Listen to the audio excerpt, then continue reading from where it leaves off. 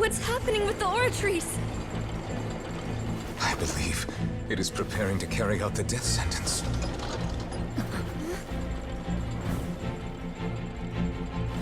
Farina!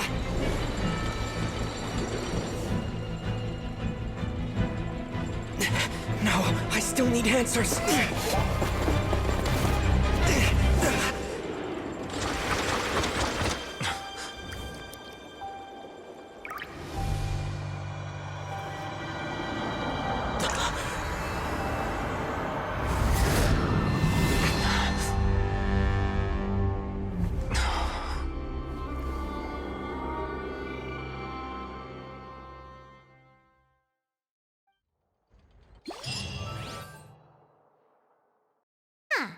It's been a...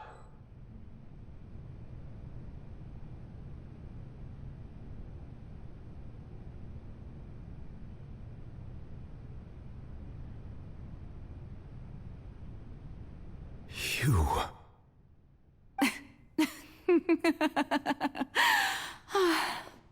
Sorry. That shocked expression on your face is just too amusing. I couldn't help myself. You are not Farina. Who are you? The sweet sound of bewilderment. Marvelous. A sure sign that my attempt to deceive everyone was a resounding success. But to answer your question, I am FOCALOR. You know, the god. FOCALOR? Why did you deceive us? Oh, that wasn't my goal, of course. Goodness, no. But I had to fool everyone else too, if I was to stand any chance of deceiving the heavenly principles. Deceiving the heavenly principles? It's all because of that pernicious prophecy. Dreadful, wasn't it? Everyone doomed to dissolve. Fontaine condemned to be flooded. One was not amused. In fact, one was positively bemused when that problem was thrust upon me by my dearest predecessor. That's the former Hydro Archon Egeria for the uninitiated. It hardly gets more disastrous than a preordained national catastrophe, now does it? She knew full well that the prophecy would surely come to pass. And as one of the seven, she also knew full well that one defies the heavenly principles at one's peril. So yes, as you have no doubt surmised, it was a rather impossible situation that I found myself in. I spent a terribly long time mulling it over, alone on the ocean floor. And I was almost growing barnacles by the time I finally realized there was only one possible solution to this confounding conundrum. I had to outwit the heavenly principles, allow the prophecy to be fulfilled, ostensibly at least, while saving everyone at the same time. I'm a genius, I know. I can only assume that's why Egeria chose me as her successor. Although, looking back now, it was hardly the inheritance one dreams of. Between the task of saving the nation, the quotidian duties of the Hydro Archon, and not to mention the original sin of creating a new race of humans, I dare say she left me quite a colossal mess to clean up. But one can only play the hand one is dealt. I did not choose this, any more than I chose to be one of her Oceanid familiars. So you were also once one of the Oceanids, transformed into a human by Egeria's hand? Yes, I was. I always dreamed of becoming human. And I still do, even now. In my eyes, to be human is to be part of the greatest opera ever known.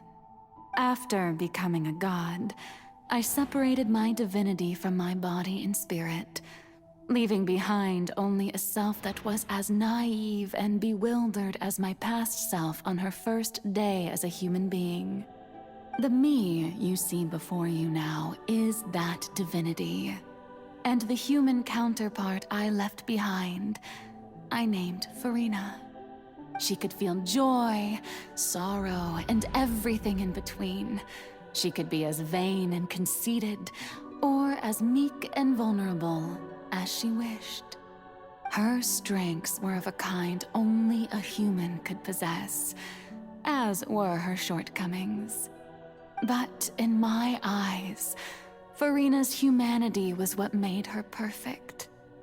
She was perfectly human in every way. The person I always wanted to be. Anyway, so then I cursed her. All part of the plan, of course. The plan to deceive the heavenly principles. Do you still remember the final scene of the prophecy? The Hydra Archon alone, weeping on her throne. In order that the prophecy might appear fulfilled, I invited Farina to be an actress, to play the part of the Hydro Archon in the prophecy. Under the curse I placed on her, so long as I, FOCALORS' divinity, continued to exist, she could not die. But nor was she free to live her life in the pursuit of happiness. Instead, she was forced to take the stage in the opera house, to embrace the role of leading lady, to forever play the part of the god from the prophecy, all to create a deceitful appearance of that prophecy coming to pass. I suppose now you probably understand why your court is called the Opera Epiclese. But Farina is only human, isn't she? Even though she has had a long life, her mind is no stronger than that of any other ordinary human being. I cannot begin to fathom what she has had to endure. It must have been torture for her. It has indeed. And although she is, in a sense, me in human form, I most definitely owe her an apology for it.